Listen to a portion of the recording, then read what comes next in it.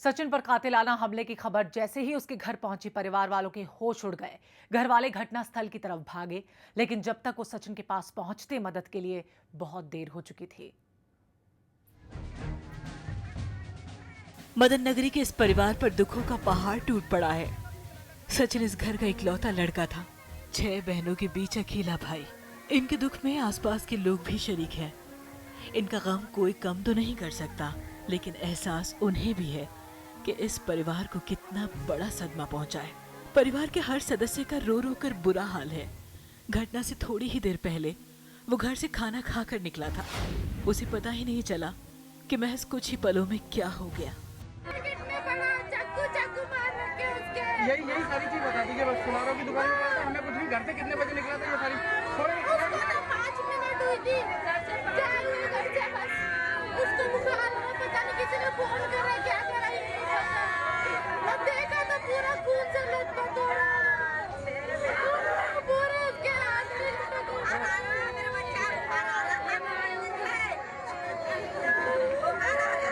घर से कब निकला था? घर से कब निकला था? घर से 4 बजे करीब निकला था वो।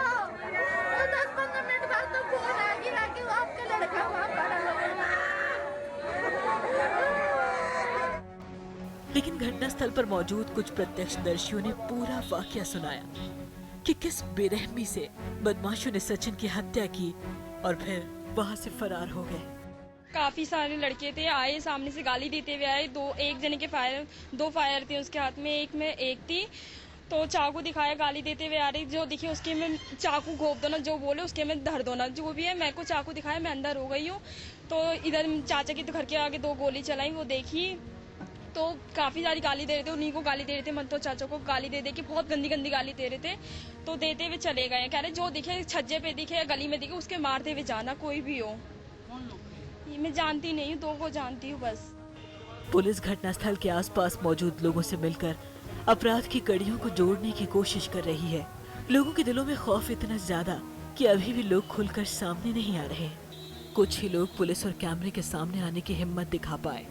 उनके हाथों में चाकू थे जिसमें ब्लड लगा हुआ था और उनके हाथ में पिस्टल्स थी और जिससे उन्होंने मेरे घर के बाहर छज्जे पे 2 फायर किए। और जब दूसरा फायर हुआ तो मैं बिल्कुल छज्जे पे थी, मैंने धुआं देखा। अगर शायद मैं थोड़ी सी पहले आती तो वो गोली मुझे भी लग सकती थी।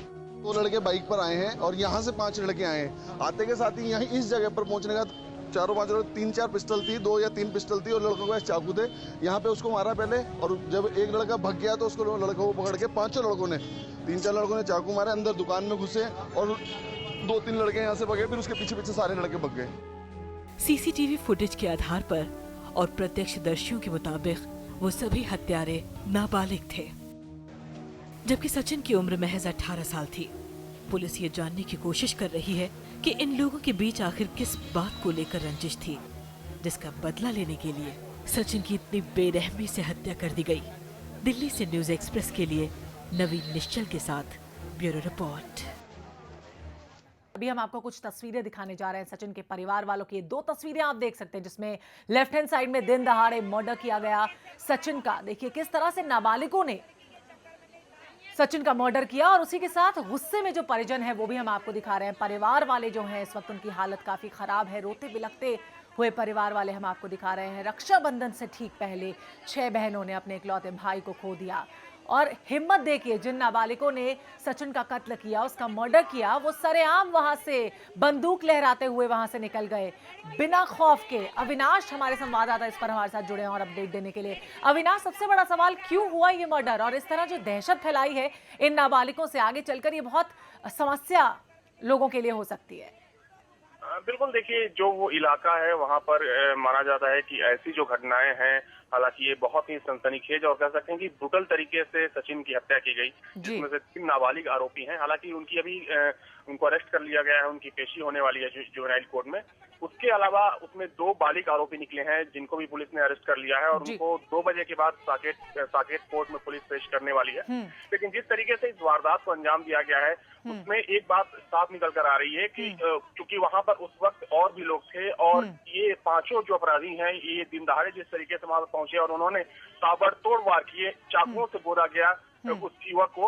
हालांकि अच्छा, इसके पीछे जिस अभी तरह तक से पुलिस- आपने कहा कि 2 बालिग हैं उसमें जिन्हें गिरफ्तार किया गया है, और नाबालिगों के बारे में क्या कहना है? उन्हें अब तक हिरासत में नहीं लिया गया है, वो नहीं पकड़े गए हैं? को पुलिस ने अरेस्ट कर लिया है और उनको जुवेनाइल कोर्ट में भी पेश किया जाने वाला है। जी, तो इस पर कुछ कहना है उनका? क्यों किया उन्होंने ये मर्डर? कुछ कबूल किया उन्होंने अपने मुंह से? देखिए, अभी तक पुलिस भी इस मामले पर कुछ साफ नहीं बोल रही है, लेकिन हालांकि जो खबरें आ रही हैं सोर्सेज से, वो उसमें ये बातें निकलकर सामने आ रही है जी। कि कुछ कहा-सुनी का मामला था और शायद उसी वजह से इस हत्याकांड को अंजाम दिया गया है। लेकिन सिर्फ कहा-सुनी के लिए इस तरीके से एक युवक को दिन दहाड़े जी। चाकुओं से गोद कर मारना जी।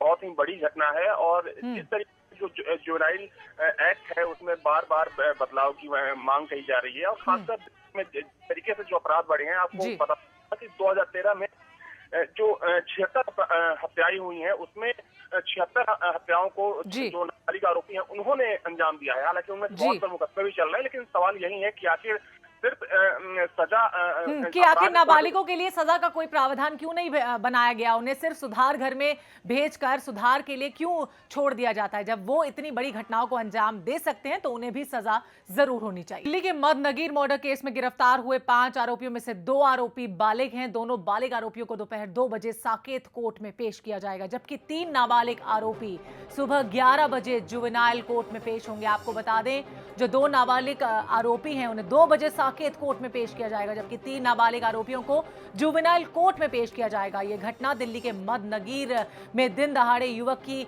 हत्या जो कर दी गई उस मामले में आई है, और 5 आरोपी इसमें शामिल थे। मदनगीर में जो हत्या की गई है 18 साल के सचिन की, जिसके परिवार वाले भी इस घटना से अभी काफी आहत हैं, बहुत दुखी हैं। रोती बिलखती तस्वीरें हमने आपको कुछ देर पहले दिखाई, और अभी हम आपको इस वक्त की बड़ी खबर दिखा रहे हैं, जिसमें 3 नाबालिग आरोपी हैं और 2 बालिग आरोपी जिन्हें गिरफ्तार किया गया है। पुलिस ने उन्हें हिरासत में लिया है, और उन्हें जिनमें से 2 बालिग आरोपियों को 2 बजे साकेत कोर्ट में पेश किया जाएगा, जबकि तीनों नाबालिग आरोपियों को जुवेनाइल कोर्ट में पेश किया जाएगा। अविनाश, अभी जिस तरह से नाबालिग आरोपियों को लेकर ये पास किया गया है संशोधन, और उसमें कहा गया है कि अभी उनके साथ भी कोई रियायत नहीं बख्शी जाएगी, क्या इस तरह के अगर मर्डर केसेस होंगे तब भी कोई रियायत नहीं बख्शी जाएगी? देखिए, मांग लगातार उठ रही थी कि जुवेनाइल जो एक्ट है उस बदलाव किया जाए, क्योंकि देखा जाए जो एनसीआरबी के आंकड़े बताते हैं कि खासकर जो राजधानी क्षेत्र है, यानी कि एनसीआर है, एनसीआर में जिस तरीके से जो अपराध बढ़े हैं जी। और धर्म सहित वो मामले जो संगीन अपराध की श्रेणी में रखे जाते हैं, उसमें जो नाबालिग अपराधी हैं उनकी संलिप्तता बहुत ज्यादा बढ़ गई है।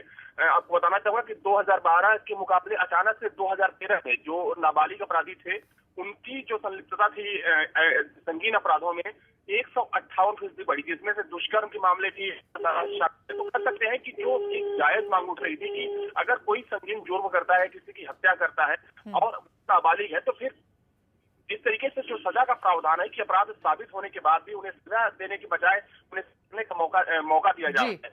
लेकिन अगर वही नाबालिग अपराधी जब छूट के बाद है तो दोबारा से वैसी वारदातों को अंजाम देते हैं, तो कहीं न कहीं जो एक लचर कानून उस पर बार बार सवालिया निशान उठ रहा था, उसी के चलते मांग की जा रही थी। और जिस तरीके से इस घटना को अंजाम वो सीसीटीवी फुटेज देखा होगा कि 5 लड़के आते हैं, तो लड़के जो बाइक जा रहे थे, भीड़ भाड़ वाले इलाके में बाजार था, वहां पर चाकुओं से उस लड़के के ऊपर हमला किया जाता है और उसे तब तक उसके ऊपर वार किया जाता है जब तक कि उसकी मौत नहीं हो जाती है। तो अगर इस ऐसी वारदात को कोई अंजाम देता है, चाहे वो बालिग हो या नाबालिग हो, तो फिर निश्चित तौर पर कड़ी से कड़ी सजा उसे मिलनी चाहिए। और शायद तो अविनाश, बहुत बहुत शुक्रिया ये जानकारी हम तक पहुंचाने के लिए, पूरा अपडेट हमें देने के लिए। एक बार फिर आपको बता दें, ये घटना है दिल्ली के मदनगीर की, जहां पर 18 साल के सचिन की हत्या कर दी गई। दिन दहाड़े उसका मर्डर किया गया। 5 आरोपी इसमें शामिल थे। 5 ने जबरदस्ती पकड़कर उसकी हत्या की और तब तक उसे मारते रहे। उसे गोली से भी मारा और उसके चाकू भी गोदे जब तक वो पूरी तरह से मर नहीं गया। यानी कि इस तरह से दहशत फैलाई जा रही है मर्डर करके, और नाबालिग थे तो उन्हें कोई डर भी नहीं होगा कि उन्हें कोई सजा नहीं होगी।